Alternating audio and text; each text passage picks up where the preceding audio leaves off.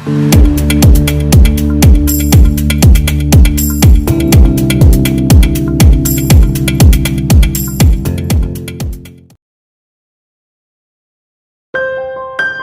gadis yang hidupnya sederhana dan rajin, namanya ialah Bening. Ia gadis pindahan dari desa ke perkotaan. Dia pindah ke kota untuk menempuh pendidikannya. Sudah hampir 1 minggu Bening berada di kota. Hari ini adalah hari pertama Bening masuk di sekolah barunya. Bening bertemu dengan suatu lelaki yang menarik perhatiannya saat berada di gerbang sekolah. Laki itu adalah Baskara, ketua geng motor Vortex Sweepers, serta 2 temannya, Danang dan Aiko. Mereka terkenal dengan kenakalan dan liciknya. Mereka mendapatkan peringkat 3 besar dengan mengandalkan orang tua. Senin pagi ini adalah hari MPLS bagi siswa baru di SMA Bakti Cendekia. Bening berangkat sekolah dengan suasana hati yang bahagia, namun itu berubah seketika karena ia tidak sengaja disenggol oleh Baskara. Baskara bukannya meminta maaf kepada Bening, ia malah pergi begitu saja tanpa mementingkan perasaan Bening. Siapa sih cowok brengsek itu? Gak sopan banget. Kesal Bening dalam hatinya. Kesal Bening hilang ketika ia diminta oleh kakak OSIS untuk berkumpul di aula. Sesampainya Bening di aula, ia bertemu lagi dengan Baskara. Kebetulan saat itu juga anak baru diminta untuk mencari pasangan. Bening merasa tambah kesal karena Bening tahu bahwa Bening berpasangan dengan Baskara. Bening merasa sangat canggung sekali dengan Baskara. Tuhan, kenapa aku harus berpasangan dengan cowok yang tidak tahu adab ini? Keluh Bening dalam hatinya. Sekian lamanya waktu berjalan, akhirnya SMA Bakti Cendekia menyelesaikan waktu pembelajarannya hari ini. Bening pulang dengan mengendarai angkutan umum. Dalam perjalanan pulangnya, Bening berpapasan dengan geng motor yang ricuh sekali, tidak salah lagi. Geng tersebut adalah geng Vortex Sweepers yang diketuai oleh Baskara. Pada saat itu, Bening melihat bahwa geng mereka sedang membuli seorang teman Bening. Apakah anak itu dibully? Tanya Bening dalam hatinya. Ternyata dugaan Bening benar. Anak itu sedang dibully oleh Baskara dan teman-temannya. Bening ingin membantu, namun Bening merasa tidak pantas untuk membantunya karena Bening menganggap bahwa dirinya hanyalah orang asing. Sesampainya ia di kos, ia langsung saja merebahkan diri ke kasur miliknya. Tuhan, capek sekali hari ini, keluh Bening. Bening tiba-tiba terdiam karena ia mengingat temannya yang dibully oleh geng Baskara. Malam hari pun tiba. Bening mempersiapkan apa yang harus ia bawa untuk besok pagi. Suara ayam yang keras terasa sangat jelas. Bening langsung saja bangun dan siap-siap untuk berangkat ke sekolah. Siapa sih yang nyipratin? Kayak gak lihat orang aja. Kesal Bening sambil membersihkan roknya yang terkena cipratan dari kubangan air di jalan. Tanpa disadari, yang membuat hal tersebut adalah Baskara. Gak mau minta maaf loh. Pergi aja kayak gak punya adab banget, teriak Bening dengan keras kepada Baskara. Baskara sebenarnya mendengar suara Bening, namun ia tidak memperdulikannya. Beberapa menit kemudian, Bening sampai di sekolah. Hari ini adalah hari di mana anak baru mengetahui di mana kelas mereka berada. Yah, kenapa aku harus sekelas sama anak yang gak ada adab itu? Coba ujar Bening dalam hatinya yang penuh dengan pertanyaan. Setelah acara pembagian kelas sudah selesai, saat itu juga Bening dan teman-teman mulai ada pembelajaran, walaupun hanya diisi dengan perkenalan. Pagi anak-anak, selamat datang di kelas 10 di SMA Bakti Cendekia. Perkenalkan, saya Pak Arna. Saya sebagai wali kelas kalian selama 1 tahun ini. Ucap Pak Arna yang menyapa anak muridnya sambil memperkenalkan dirinya. Tiba saatnya Bening mendapat giliran untuk memperkenalkan dirinya. Halo teman-teman, perkenalkan namaku Bening, salam kenal. Ucap Bening dengan malu-malu. Semua teman-teman dan Pak Arna menyapa balik Bening dengan baik, kecuali satu anak lelaki yang menatap Bening dengan penuh amarah dan kebencian. Ia adalah Baskara. Setelah perkenalan selesai, saat itu juga mereka diizinkan untuk pulang. Seperti biasa, Bening pulang dengan mengendarai angkutan umum. Namun pada saat Bening akan naik angkutan umum, ia melihat bahwa tempatnya dipenuhi dengan rombongan Baskara. "Kok mereka naik angkutan umum sih?" tanya Bening dalam hatinya. Bening mulai masuk ke dalam dengan rasa takut dan gugup. Setelah beberapa menit, Bening memutuskan untuk turun saja karena ia tidak tahan lagi dengan tatapan mereka. "Kiri bang!"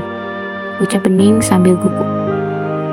Setelah Bening turun, langsung saja anggota Baskara juga ikut turun. Dalam langkah kakinya, Bening merasa bahwa seseorang mengikutinya. Tiba-tiba, Bening berhenti. Hal tersebut bukan menjadi kesempatan yang dapat disia-siakan. Anggota Baskara langsung saja menjikap Bening di tempat itu. Bening dipukuli serta dijambak sampai lebam-lebam tubuhnya. "Lo cewek cupu, jangan sok," minta Baskara kepada Bening. Bening hanya bisa menangis dan menangis. Keesokan harinya, Bening berangkat dengan mata yang sembab dan kaki yang sedikit diseret. Tanpa Bening sadari, ada seseorang yang mengamatinya, yaitu Liana. Liana dengan sigap langsung membantu Bening untuk berjalan. Liana heran mengapa Bening bisa seperti itu. Ia langsung saja bertanya kepadanya. "Bening, lo kenapa? Kok lebam-lebam? Abis berantem lo?" tanya Liana sambil membantu Bening untuk duduk. "Gue gak apa-apa, santai aja," jawab Bening sambil menahan sakitnya. Liana yang khawatir dengan Bening, ia menemaninya selama 1 harian itu. Setelah 1 hari mereka menghabiskan waktu di sekolah, tiba saatnya murid untuk pulang. Liana yang kasihan dengan Bening, akhirnya ia memberikan tumpangan untuk pulang. Kebetulan Liana membawa motor. Sampailah mereka di depan kos. Berhari-hari, berbulan-bulan, hingga bertahun-tahun, akhirnya Bening dan teman-temannya melakukan ujian kelulusan. Bening yang terkenal dengan sifatnya yang rajin dan bijaksana, ia belajar dengan sungguh-sungguh. Pada saat itu, Bening dan teman-temannya mulai memasuki ruangan untuk mereka ujian. Ruangan tersebut sangat terasa mencekam. "Bening, lo udah belajar semalam?" tanya Liana. "Jelas aku belajar. Tiap detik, tiap menit, tiap jam, aku hanya bertatapan dengan buku," jawab Bening yang membuat Liana tertawa kecil. Setelah mereka berbincang-bincang, tidak lama dari itu mereka dipanggil untuk masuk ruangan. Kala itu juga mereka mulai ujian. Suara lonceng berbunyi sangat kencang yang menandakan ujian telah selesai. "Yuk anak-anak, silahkan kumpulkan kertas ujiannya," ucap seorang guru pengawas. Semua murid dengan sigap langsung mengumpulkan kertas ujian mereka. Sudah mereka menyelesaikan ujian, mereka masing-masing pulang. Tidak lama dari setelah mereka ujian, hari ini adalah hari yang ditunggu-tunggu oleh para murid tingkat akhir, yaitu menerima hasil ujian mereka. "Anak-anak kelas akhir, mohon untuk berkumpul di aula," seru guru melalui pengeras suara. Semua murid tingkat akhir langsung saja pergi menuju aula sekolah. "Baik semuanya, silahkan duduk dengan rapi dan tertib," pinta Pak Ari selaku kepala sekolah SMA Bakti Cendekia. Tiba saatnya mereka menerima hasil yang mereka kerjakan. Mereka menerima selembar kertas. Di dalam kertas itu ada hasil ujian mereka. "Kok hasilku segini sih?" tanya Bening dalam dirinya. Bening sangat kecewa dengan hasil yang diterima. Bening merasa bahwa ia telah belajar dengan sungguh-sungguh, namun hasil yang diterima tidak memuaskan. Nilai tertinggi pada angkatan kali ini diterima oleh Baskara. "Beri tepuk tangan," seru Pak Ari kepada semua siswa-siswi. Bening merasa heran, mengapa Baskara bisa mendapat nilai tinggi, sedangkan sikapnya saja tidak mencerminkan ia tidak rajin. "Liana, kok Baskara bisa dapat nilai tinggi ya? Sedangkan ia saja berandalan," tanya Bening kepada Li. "Itu karena orang tua Baskara adalah donatur terbesar di sekolah ini. Maka dari itu, nilai Baskara selalu ditinggikan. Itu sudah menjadi rahasia umum. Baskara dianggap seperti anak emas di sekolah ini," ujar Liana dengan santai. Bening yang merasa ini tidak adil, ia berpikir akan melakukan hal membuktikan bahwa Baskara itu licik. Ia mengandalkan kekuasaan orang tuanya. "Liana, bantu aku yuk untuk membuktikan ini semuanya kepada Pak Ari," ucap Bening dengan semangat. "Ayo, aku juga gak tahan harus begini. Sebelum kita lulus, kita harus memulai kebenaran," jawabnya. Berhari-hari Bening dan Liana sudah mengumpulkan bukti yang valid. Bahkan ada rekaman CCTV yang membuktikan Baskara sedang menyuap salah satu guru untuk memasukkan data nilai Baskara. "Liana, ayo kita pergi ke ruang Pak Ari," ajak Bening. "Ayo Bening," jawab Liana dengan semangat. Mereka segera bergegas pergi ke ruang Pak Ari. "Permisi Pak, mau mengganggu waktu Bapak? Bolehkah Mama berbincang-bincang dengan Bapak?" tanya Liana dengan sopan. "Boleh Nak, silakan belajar Pak Ari. Bagaimana keadaan Pak?" tanya Pak Ari. "Jadi begini Pak, kami melaporkan ada semua tindak lanjut di sekolah kita, baik termasuk Baskara Pak," ucap Bening dengan semangat biasa. "Tentu Bapak segera melakukan hal tersebut. Orang tua Baskara adalah donatur terbesar di sekolah ini," ujar Pak Ari dengan meyakinkan Bening dan Liana. Tapi Pak, Baskara telah menggunakan kekuasaan orang tuanya dengan salah, jawab Liana dengan penuh keyakinan. Kalian ada bukti? Tanya Pak Ari dengan santai. Kami ada bukti CCTV Pak, di mana Baskara menyuap Pak Arna untuk membuat nilai Baskara tinggi, jawab Liana sambil memberikan rekaman melalui handphone miliknya. Loh, mana nak? Kok isinya video kalian? Jawab Pak Ari dengan terheran-heran. Kok yang ada di video ini? Kami sudah merekam video yang dimana Baskara sedang memberikan uang untuk memalsukan data nilainya Pak, ujar Liana sambil mencari video rekaman tersebut dengan sedikit gelisah. Ya sudah, saya saja. Sudah balik ke kelas kamu.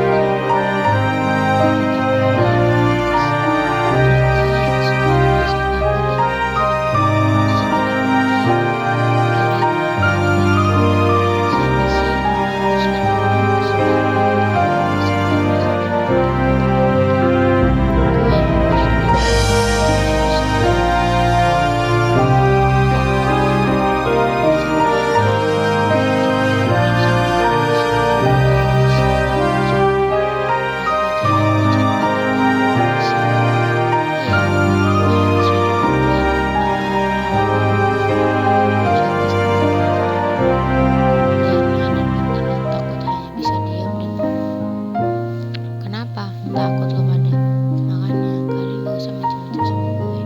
Lihat aja kalau kalian sampai masih berani lah untuk lapor ke Pak Ari, gue bakal bikin kalian nyesel. Gue coba sekarang kepada Bening dan Liana. Iya kak, kami gak gitu lagi, jawab Bening dengan lirih dan gemetar. Setelah Bening menjawab perkataan Baskara, Baskara langsung pergi begitu saja. Hari berikutnya, anak murid sekolah seperti biasa, mereka masih melanjutkan pembelajaran setiap mereka. Baik anak-anak, karena kalian sudah ujian hari ini, kalian akan diberikan waktu istirahat di kelas. Ucap Arna dengan sumringah. Siapa? Jawab para murid dengan semangat. Setelah jam break kedua telah selesai, mereka kembali pada pembelajaran. Bening beko magang, kesal sama Baskara, bisa-bisanya dia melanggar perasaan orang tuanya untuk mendapatkan nilai yang baik, tapi gue takut untuk Ari, ucap Liana dengan mesum. Liana takut, ujar Bening dengan mata yang mengkaca-kaca. Kejadian 1 tahun yang lalu. Dulunya Bening adalah seorang gadis yang baik dan pintar. Namun setelah datang seorang lelaki dalam kehidupannya, ia menjadi seperti manusia yang tidak berpendidikan. Bening menjadi gadis yang tidak pernah pulang ke rumah, selalu main malam dan lain sebagainya. Bening yang berubah seperti itu adalah ulah dari seorang lelaki, ialah Baskara. Jadi Baskara dulunya adalah mantan kekasih Bening. Setelah 2 tahun berlalu, hubungan Bening dan Baskara kandas karena adanya masalah tersendiri. Bening semenjak bersama dengan Baskara, ia menjadi anak yang sering sekali membantu orang tua. Bahkan Bening meninggalkan ibunya demi Baskara. Entah apa yang dilakukan Baskara sehingga Bening menjadi gila karenanya. Namun, setelah Bening melakukan apapun yang diminta oleh Baskara, ia malah ditinggalkan oleh Baskara. Di saat itu juga Bening diperlakukan tidak sewajarnya oleh Baskara. Ia dipukul, dijambak, hingga seluruh badan Bening lebam-lebam.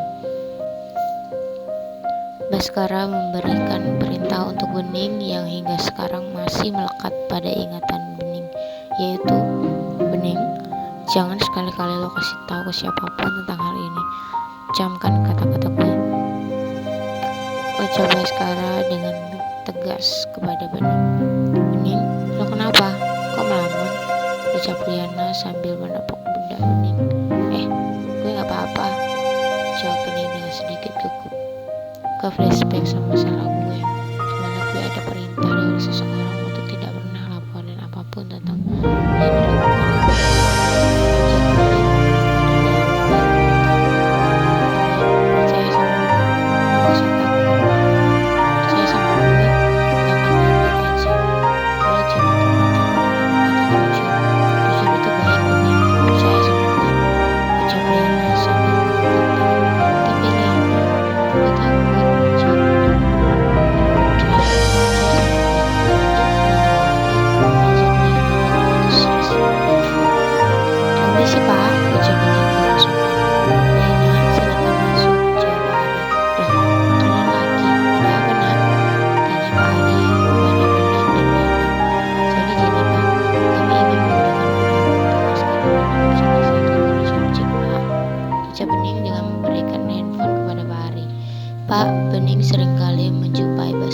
yang sedang membuli teman-temannya, sambung Bening.